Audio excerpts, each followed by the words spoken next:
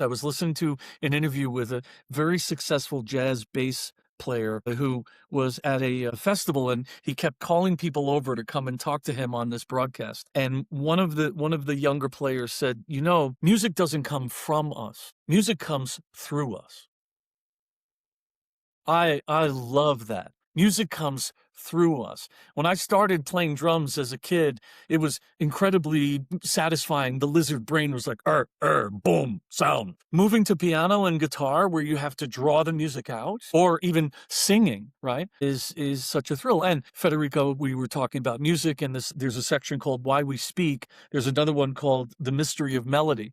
And these were, Federico, those were some of the coolest conversations we had. Those are good. You were like, okay, this is what this is going to mean to a Latin audience. This is a place for us to go much deeper because of the importance of music and melody and history and culture and family. And I mean, it's thrilling. I can't wait for a couple of 100,000 people to read this. Yes, and when you're giving a joke, when you're having a conversation, you can see the feedback immediately, right? You can see the reaction with a translator in the middle. Now you have a delay, right? And when we're talking on a podcast, I have the same situation where we're talking to an audience that is not responding immediately. They respond after, right? So Right. there's a bigger delay, right? And I felt that the same thing happens with the book, right? This is my first experience writing a book, so you probably don't know better about this, but you have a longer delay, right? So, and the response, it's longer lived.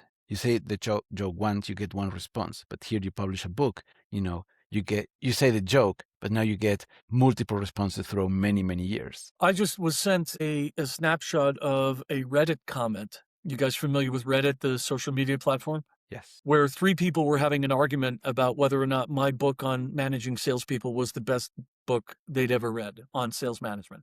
To be able to watch that. That's incredible. And guess what? That book is 20 years old this year. Was that This is 20th anniversary. how to sell like a jerk or something? No, this is it's called The Ultimate Sales Manager's Guide. The Ultimate Sales Manager's Guide. People were arguing, no, I think the one by so-and-so is a little better. Well, no, here's why Klymshyn's book is so good. I'm just watching this, Of course, I tried to reach out to them, and how in-depth I am. Talk about a delay.